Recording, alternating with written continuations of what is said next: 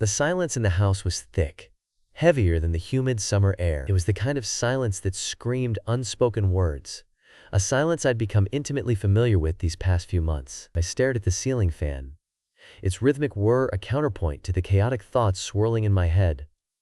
Sarah, my wife of 15 years, was in the shower. The water cascaded, a temporary distraction to the unease that had taken root in our lives. It hadn't always been like this. We had been the couple people envied.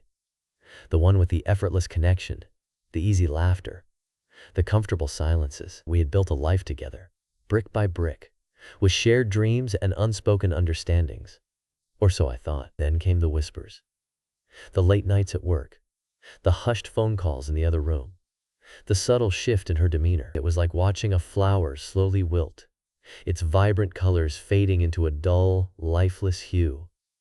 I'd found the texts, of course, the explicit ones, the ones that made my blood run cold and my heart feel like a shattered vase.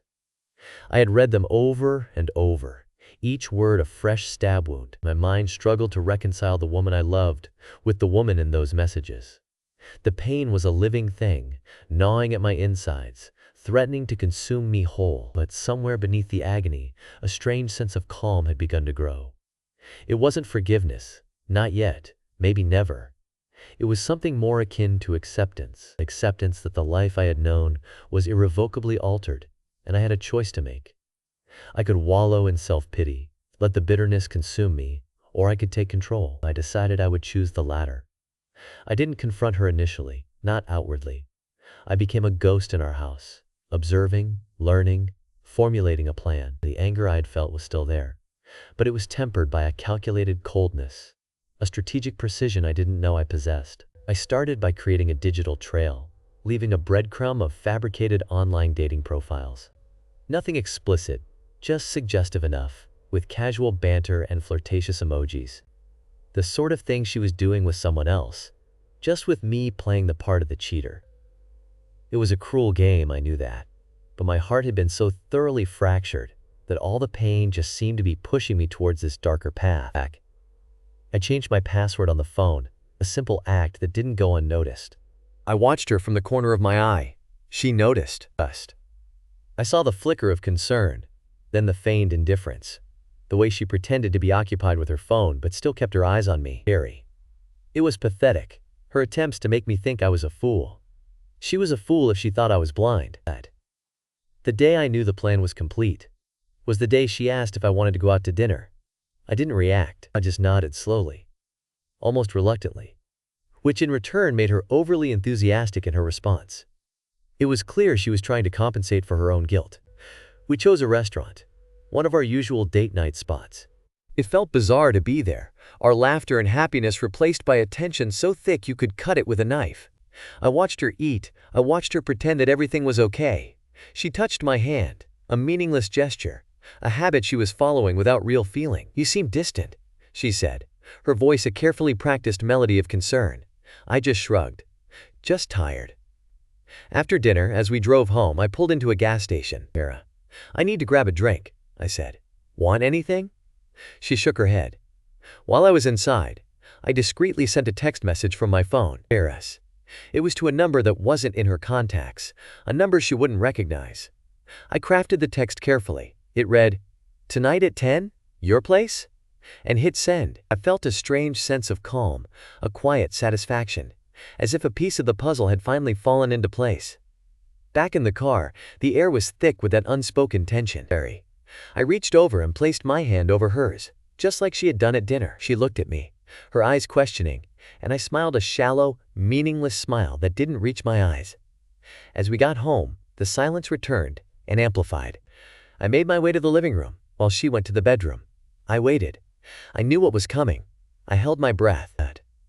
It wasn't long before I heard her frantic steps as she rushed into the living room. She was holding my phone. Her face was pale, her eyes wide with a mixture of shock and horror. She couldn't breathe. She stammered, her voice trembling. What is this?" she managed, pointing at the text message on my phone. Eric said. I looked at her, not with anger, not with sadness, but with a detached curiosity, like a scientist observing a specimen under a microscope. "What does it look like?" I asked, my voice low and steady. The color drained from her face, leaving her skin a ghastly white. She began to tremble. But you? Yes, me, I said. I've been experimenting with online dating. It's quite exhilarating. You should try it sometime. I wanted to say more. I wanted to unleash the torrent of pain, anger, and betrayal that had been boiling inside me. But I held back.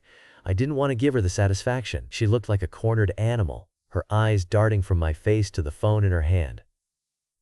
I don't understand. I think you do, I said. I stood up and walked over to her. Taking the phone gently from her hand, my touch was devoid of feeling. It's not that complicated. You cheated. I played along. I turned your game back on you. Me. She tried to protest, to stammer out some weak denial, but the words died in her throat. The tears began to fall, silent at first, then with increasing ferocity. I watched her cry, the woman I had loved, the woman who had betrayed me. It was a pathetic sight, but I didn't feel pity. I felt something else, something cold and sharp, like a shard of glass. You're doing this to me? She finally managed to gasp. No, Sarah, I said. You did this to yourself. I turned and walked to the bedroom, leaving her sobbing in the living room. I packed a bag, methodically, carefully, as if packing for a business trip. I didn't look back. I didn't offer a word of comfort. There was nothing left to say. I was done.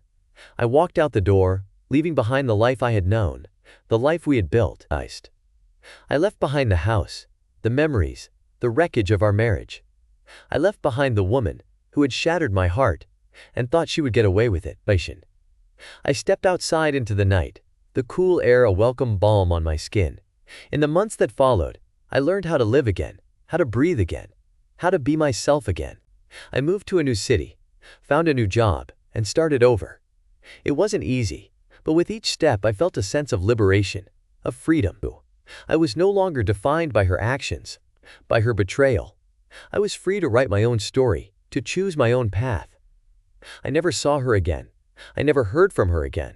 But every now and then, when the silence descended, I'd remember the look on her face, that moment of realization as she looked at my phone, that look of sheer terror and disbelief, and a small, almost imperceptible, smile would grace my lips. It wasn't the smile of someone who was happy, but of someone who had finally found peace.